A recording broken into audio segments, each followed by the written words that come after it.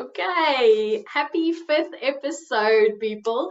Love, light, and bullshit bingo. Yolandi and Ceryn, we're back. So, Ceryn, I'm so excited for our little topic today. Whew. Is back. So today we're going to be talking about the divine feminine. And we've got a particular reason for talking about this today. I guess before we do, we should maybe say a little bit about how the divine feminine is pitched at the moment, yeah? Because right now it's something that you may very well hear us say or hear me say divine feminine and do one of two things. Go, oh yes, I work a lot with that. I know all about it. Or, oh God, not another one. Because I think there's a lot out there about the divine feminine at the moment. And we could talk a lot about this. And by the way, we probably will. Maybe this is the first of about 5 parts. Maybe this is something you won't hear us talk about again for another 6 months while we're quietly talking about it behind the scenes. But the divine feminine as it currently stands is pitched a lot of being, let's make everything pretty, pink, sparkly, and talk about what it is to be a powerful, peaceful woman. That's kind of how you hear a lot about the divine feminine right now. Would you agree, Yolandi?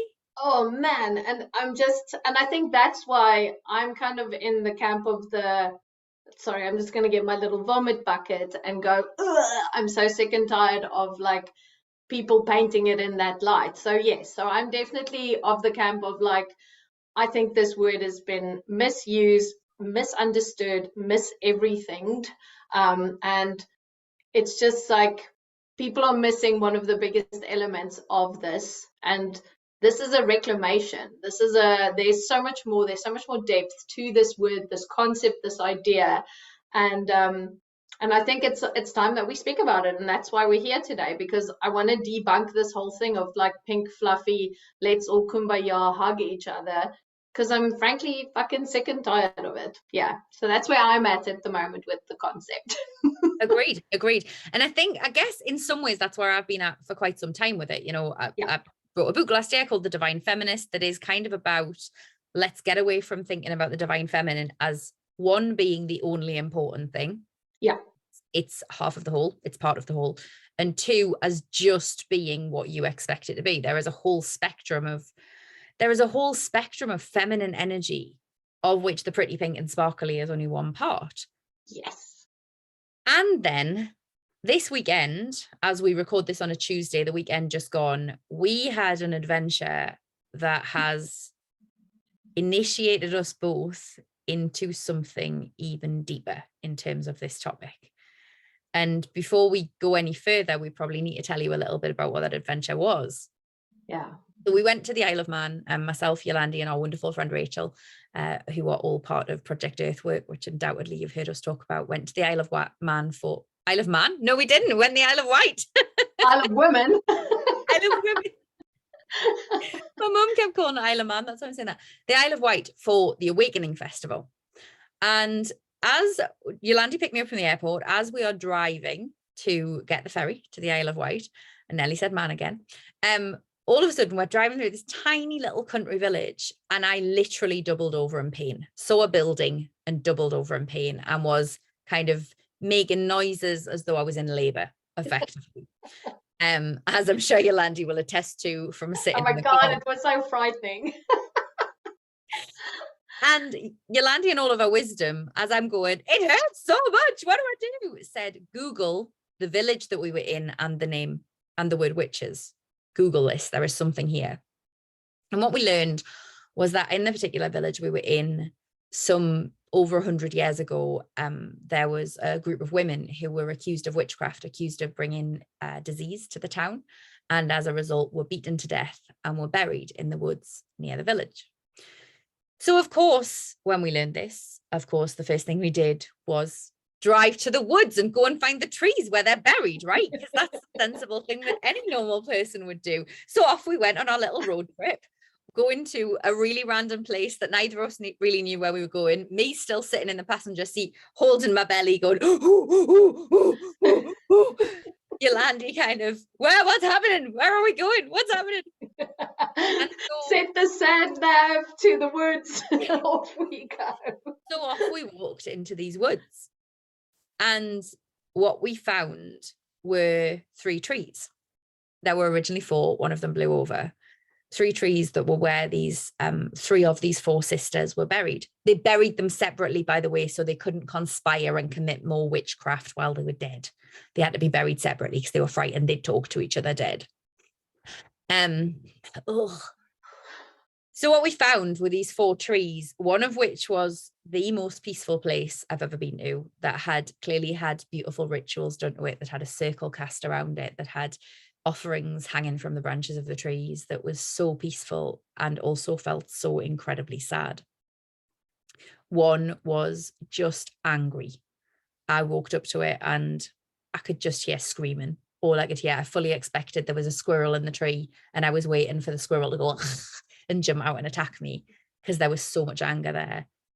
One, as I say, had blown down, so we couldn't find it. But the 4th had been misused. As we walked up to it, Yolandi saw dark energies around it. And when I got to it, it had been misused. The land had been used for very unpleasant ritual work, very unpleasant connection work. All of this stuff, that land, that place of this soul's resting, had been used in a not very nice way. But all 3 of these things, in their different ways and with the different energies underneath them, were the bones of buried women. Yeah. Which I guess is where we start from today. Sure.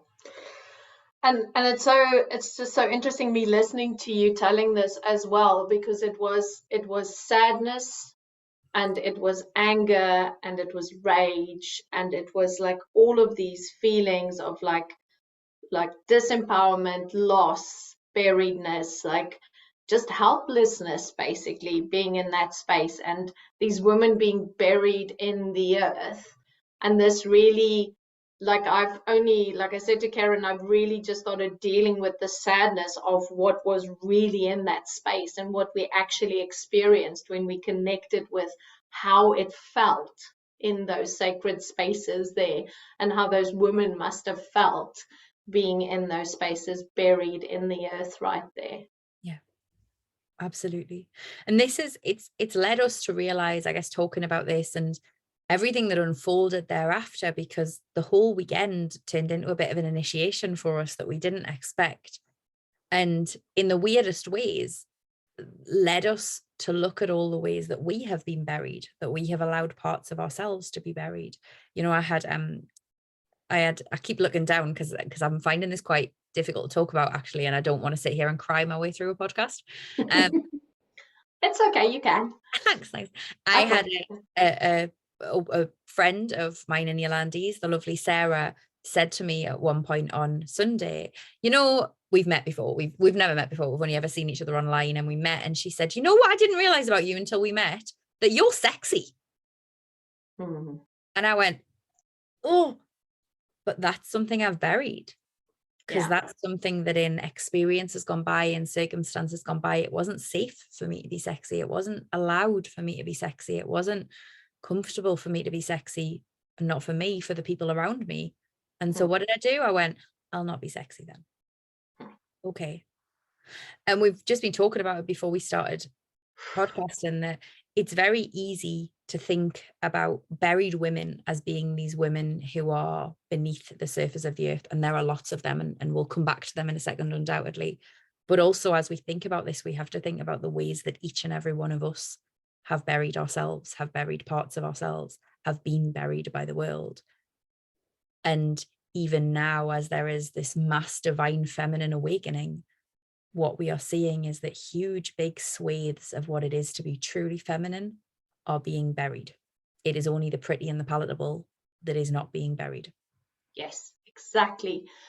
And this is the thing, right? Like the power and the force and the energy and the electricity and the passion that women carry within themselves that have been doused. And for me, it's just like being too loud or being too expressive and like saying too much and being too honest and all of that's been buried. And even in my corporate life, it is like, where do you need to fit in? How do you need to look? How do you need to do this so that you're not too much? And yet again, like, we bury those pieces of ourselves. And And for me, like exactly like what you're saying, it's just like the and I'm going to use this word to death probably for the next fucking 50 years, but the reclamation of the divine feminine is everything that we are not allowed to be, to say, how we allowed to act, all of that stuff, how we have been told by the men, by society, by the laws, the rules, all of that shit that's been placed upon us. All of that needs to come up now. All of that needs to be unburied. It needs to be bubbling up and come out. And including our rage and our disgust and all of those things need to be seen. That is the divine feminine, not just the pretty pink sparkly shit. It's also the fucking dark shit that we have placed underneath. Yeah, completely. And it's interesting that, and I think it's really important to say, before I said what I was about to say just there, also that, you know, in us saying this, we are not being anti the divine masculine. We are also not being, this isn't us with pitchforks being like, we hate men, bury the men instead. Not at all. There are many ways that men have also been buried. There are many ways that the true masculine has also been buried, and we need to look at that. That's not one for today. That's another great podcast, by the way. Another episode. The burial of the divine masculine. We will part that one. Remember that one, and if we're not back to it in about 6 months, tell us, because it's important. But I forgot what I was going to say. That was the thing that was one of point one. But that's really potent as well, babe. Like that shit is so true, because it is that, exactly that. And we will do a podcast on this for our sons as well. Absolutely. And I think it's really important to kind of consider the fact that, you know, there is a lot out there. You will see stuff out there that's like, let's talk about feminine rage. Let's talk about what it is to be a dark goddess. There is stuff out there. You know, we're not the only ones talking about this. Yes. And yet still, the feminine rage that is out there, the dark goddess stuff that is out there, a lot of it is still pitched as very pretty, very sparkly, it is pitched as something that we all want to be. Let me be clear. There's a lot of being in my feminine power that I really want to be, because it sounds fucking awesome. And also there's some parts of being in my feminine power that are terrifying. Yeah. There's some parts of being in my feminine power that mean I have to face up to being, for example, the conduit, the gateway between life and death. That's not something I want to face up to. Yeah. On the way in, cool, yeah, childbirth, birthing babies in the world, lush, hard, but lush. The other side of it, hard, scary. Yeah. There are parts of this divine feminine power that we have even buried from ourselves, not because the world tells us to, but because life would be easier if we didn't have to deal with them, if we didn't have to think about them. Oof. When we're thinking about what the divine feminine is in her full spectrum, in our full spectrum, we have to face up to some really scary shit. Yeah. Oh, man. And I think, and this is where, again, always in the show, we come back to start thinking about this, start feeling into it. And like, if you sit with yourself in all honesty and you start looking at like, what are you missing? What piece of you is buried? Where are you? This is all about like taking the time to come back to those bits, taking the time to let go, to release. I mean, I've done some rituals today, like letting go, reclaiming my womb space, all that type of stuff. And it's just like, we have to come back to taking responsibility for us reclaiming this. Okay. It's like, no one's going to be there to make you feel better. Like, but we're standing up and kind of going, do you guys want to come with? Do you want to come with on this journey? Because like, we want to speak about this. We want you to think about this. We want you to speak to your girlfriends and your boyfriends and your like family friends and your every friends about like, what is it that we're all bearing? Because we're so damn scared to just be ourselves. And that's at the end of the day, what this all comes back to is the fact that we can't authentically be standing there and going, this is me, I'm a little bit fucked up and I'm a little bit awesome, and boom. And that's what all of this for me at the end of the day, it comes back to like being able to feel safe in my body, feel safe where I am, feel happy, all of those things. It's like that, just like belonging. That's what it becomes then. Massively. And it's funny, isn't it? Because this weekend we've spoken a lot about neurodivergence. Yeah. on a totally unconnected way, like it was just part of different conversations. And I have a real issue with the way that we talk about neurodivergence at the moment in the world. I have a real issue with the way that it's being dealt with, as I will happily bang on about to anybody who will listen. But one of the issues I have is that we use this term masking for people who are neurodivergent. And I get it. I totally get it. We have a world that is built for people who are neurotypical, as if that's even a thing. And if you are not, you mask to fit into that. That's the general idea of masking, is that we learn how to basically be what the world wants us to be. So if you are somebody who is autistic, if you are somebody who has ADHD, if you are somebody who has PTSD, if all of these things, you will learn how the world wants you to be instead and place your mask on that is like, this is my neurotypical mask. But here's where my issue comes in with us only using that term around neurodivergence, is the fact that we all mask every single day, regardless of how your brain is or isn't wired, regardless of what diagnosis you do or don't have, or you do or don't qualify for. We all mask. And we mask because the world has told us what it is to be feminine, what it is to be masculine, what it is to be a human. Yes. And so we mask every single day to go, I need to fit into this world, and this is how I need to look, and this is how I need to act, and this is how I need to behave. Yes. And when we are talking about unburying these women, when we are talking about unburying ourselves, when we are talking about what is it to reclaim all of this energy that we are talking about, what we're talking about is taking off the masks. Yeah, exactly. And getting back into the space where we feel comfortable, and the space where we remember ourselves and our happy places and stuff. And I mean, I just want to come back again to the clothing thing, right? Like even like the way that you dressed on the weekend and you looked so fucking hot. And I'm like, dude, like you can do this all the time. Like this is fantastic. And the fact that at some stage, like you were told that this is not who you are supposed to be, and then you stop. And, you know, and it's just like, this is like people who have issues, who have their own shit, trying to tell you how you should be looking and behaving in the world. And this is where we all need to learn to almost be a little bit more fuck you, bold, you know, because we've been taught to be scared, we've been taught to fit in, we've been like, you know, that's where the masking comes in. But this is where the courageousness that is deep within us needs to take root right now. Like that part of us that goes, no, I will not do this. Yes, I will wear that low-cut dress. Yes, I will look like a fucking like bombshell when I walk out here because it's making you feel uncomfortable. Deal with your discomfort, not me. Okay, so this is the thing, is like I'm feeling like this movement towards finding our courage again to speak up, this movement towards finding our courage to be who the fuck we want to be. This is what is needed. And that for me is almost like, that's the essence of the divine feminine and masculine, is like going and like just going, fuck this, this is me.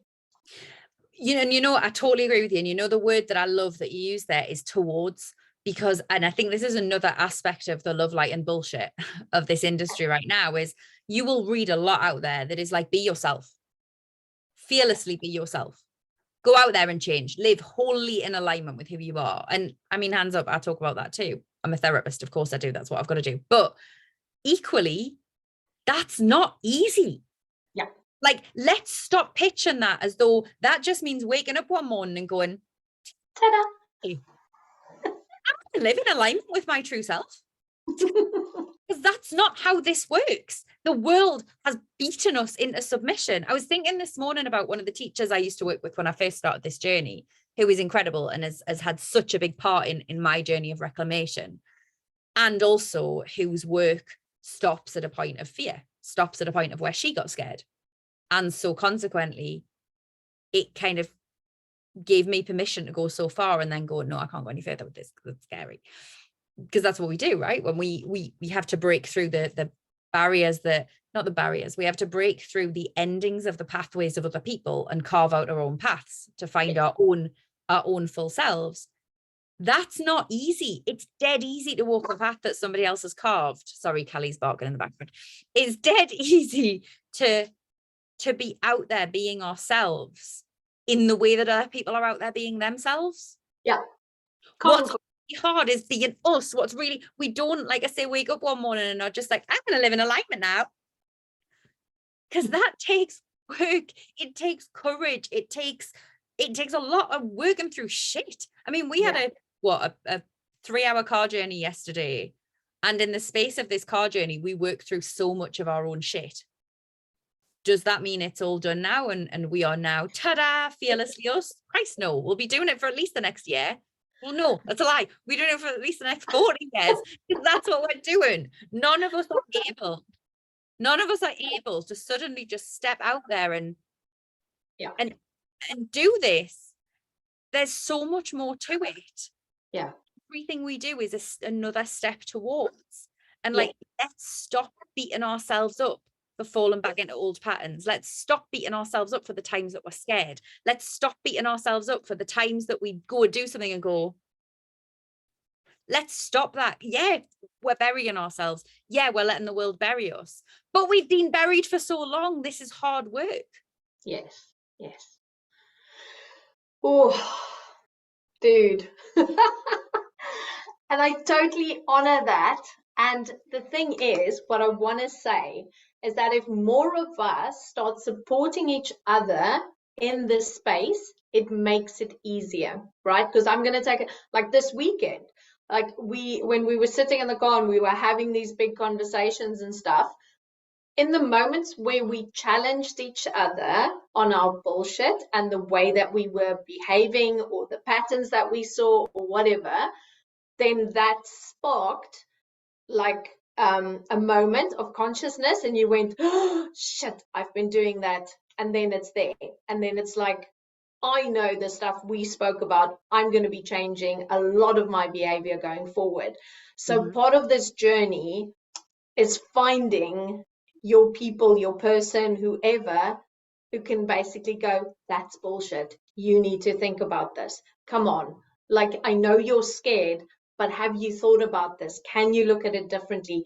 And then having those aha moments, because every courageous move that you make towards walking the path of your aha moments is going to wake up the fucking divine feminine, divine masculine, and bring back balance. Every single step that you take.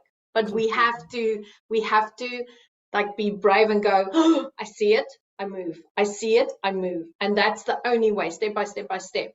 But you can't just sit back and go, I see it, and do fuck all, because then I'm going to come and kick your ass as well. And I think you're right in what you say there about, so everything you've said is right, but what you say about the courage with each other and challenging each other, because this is part of what the bullshit is with this divine feminine talk at the moment, right? Is that what women need are safe spaces where they can just be peaceful and they can be at one with themselves and they can express. No, we need that.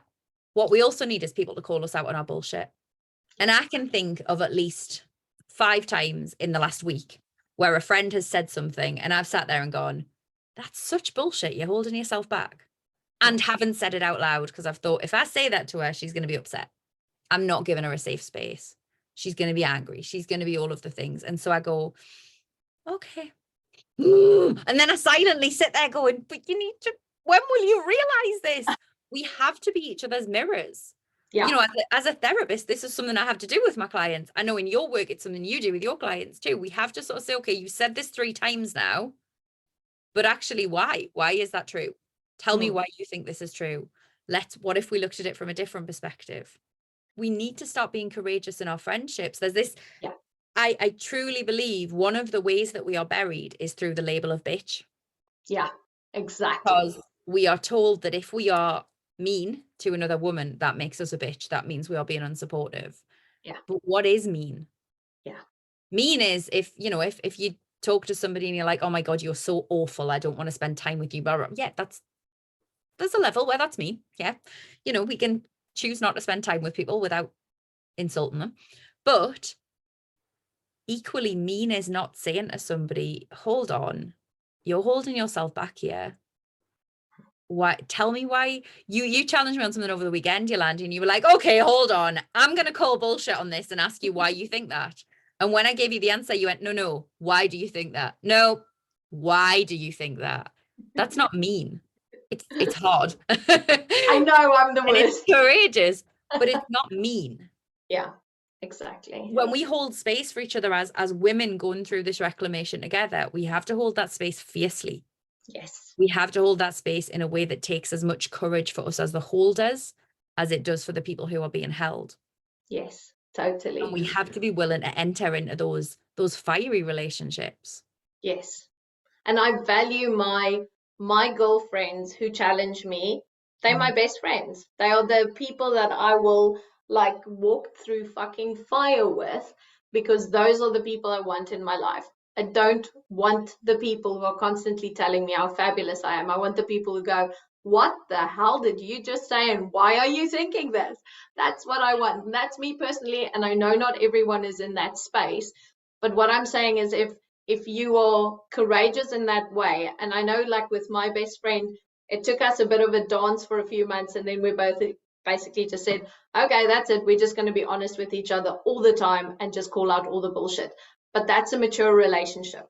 Okay, any relationship that is mature within yourself, with even if it's with your partner, whatever, it's about the honesty. It's about saying what we really think. It's about saying what's really being heard when the other people are speaking back at us. Okay, and I think that honesty and that, and it comes back to courage again, because we all have issues and all that stuff, but it's just like being in that loving space of courage. It's like I fiercely love my friends, and I will fiercely tell them this is bullshit, but that comes from a place of my heart, and I just wanted to work for you.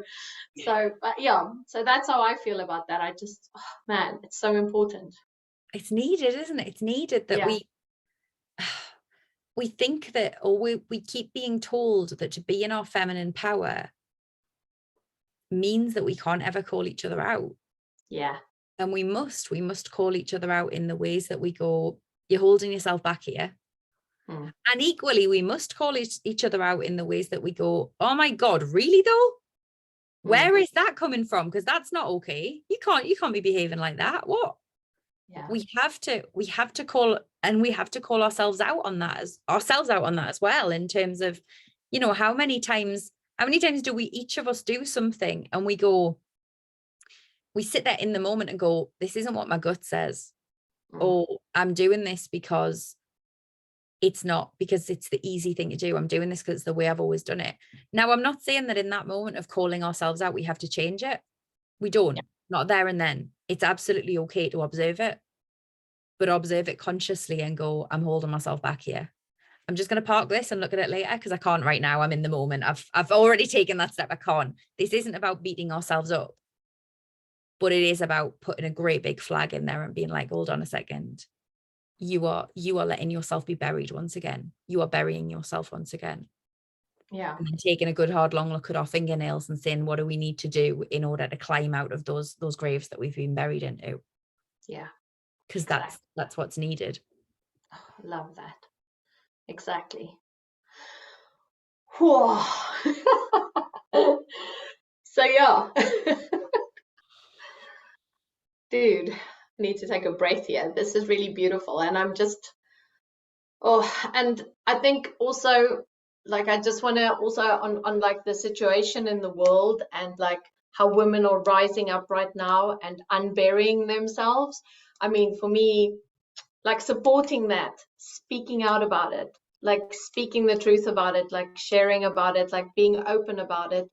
People need support, and like us rallying behind the people who are rising at the moment for things that really matter, for them to be unburied, for them to be able to be themselves. That is really important. And it doesn't matter where in the world. There's millions of places where people are being buried and people are rising, and us supporting the rising, and us like actually being aware of that and standing behind it, and with our sisters and our brothers and everything around the world.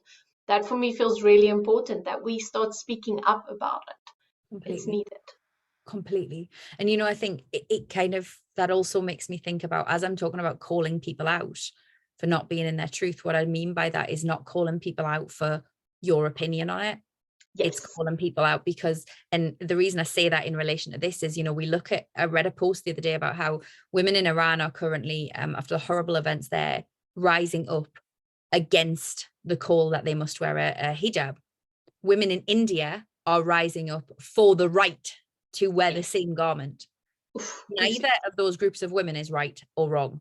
No, exactly. both of those groups of women are right. Neither is wrong. That's what I was trying to say. Neither of those groups of women are wrong. But equally, the fact that they are both right can coexist with one another. Yes. The fact that these two things are happening at once, that's not a coincidence. Yes. The fact of the matter is, these women get to make decisions for themselves. These women, all people, deserve the right, should have the right, must have the right to make decisions for themselves. Yes. Our job is not to decide what is right or wrong for them, because once we start to say what you are trying to fight for is wrong, we become no different from those tyrannical dictatorships that say you will wear this garment of clothing or you will not wear this garment of clothing. Yeah. What we need to do is look to people, look to our friends, look to the women we love, look to the women around the world and support them in doing what is right for them, support them in blazing the trails that are right for them, support them in living out in the world in the way that is right for them, because that's a really hard thing to do. Yeah. Yeah. And it's one we cope up with. So let's support each other through it. And it's about choice. It's like, no matter what your choice is your choice, but you have to be able to make that choice freely. 100%. Yeah. Oh. With everything. And you know, there's gonna be times that we make the wrong choices. Let's be clear, on this journey of reclamation, we will trip up, we will fall, we will go to a place where we go, actually, that's not me. Again, I'm following somebody else that I've seen. Again, I'm falling into a pattern. We will make choices that are not right for us. That's okay. Yeah. Because when you do that, it just takes another thing off that you're like, all right, that's not my bag. It's all right. Yeah. Chuck it out. It's like a process of elimination sometimes, doing this work and coming into alignment with ourselves. So when you make a choice that doesn't feel good, instead of beating yourself up about it, go, okay, well done me. I explored something. I learned that is not the path I want to take in future. Back to the drawing board. Yes, exactly. That's what, that again, it comes back to that courage, doesn't it? The courage, the adventure. I always remember my wonderful friend Sarah Beth, who's an incredible tarot reader, telling me that originally the strength card in tarot was called courage. Courage being the French for strength of heart, courage. Yeah. And when you look at that courage card, it is a woman who walks with her hand on the head of a lion. Yes. And that doesn't mean the lion won't occasionally turn around and go, what happens? But we also know that we have the strength to be able to walk with that. We know that we have the strength in our heart to be able to take the risks, to be able to do the scary things, to be able to do the big things, and to be able to sometimes maybe make a bad choice. It's okay. Yeah. And still stand there with our hand on the head of the lion and walk purposely forward with and as that lion. And I just want to say, I am very grateful in my heart, as I was burning my shit this morning, right? I'm grateful in my heart for all the bad decisions I've made. Oh my God, yes. Every single fucking one of them. All of it. I'm grateful for it because it makes me who I am. So I am taking that and I'm owning all my bad decisions and I'm loving the shit out of all of my bad decisions. 100%. So, and going back to those versions of ourselves and going, it's okay. Yeah. This wasn't a bad decision. It was an adventure. Yeah. I'm laughing because when I flew back after Yolandi dropped me off at the airport yesterday, when I flew home, it wasn't until I was getting off my flight that I realized there was an ex-boyfriend of mine on my flight. And I literally sat there and laughed for about 5 minutes. I haven't seen him for a long time. And it actually gave me a real, as I was standing there in the airport coming back through, it gave me a real, God, that was a bad decision. And once upon a time, I would have beaten myself up for that decision. And now I was able to go, and you know what? Where did it lead me? What an adventure. The bad decisions are often the ones that lead us on the adventures, without which we wouldn't be who we are. We wouldn't have figured out what we want instead. We wouldn't have figured out who we are instead. Yeah. And every decision we make takes us on an adventure. Yeah. And with that said, there's no bad decisions, is there really? Yeah. They're all just paths that we choose not to pursue. Yeah. And like, these things happen, shit happens, and then we grow. And then we go, okay, I'm not going to do that one again. Tick. Beautiful.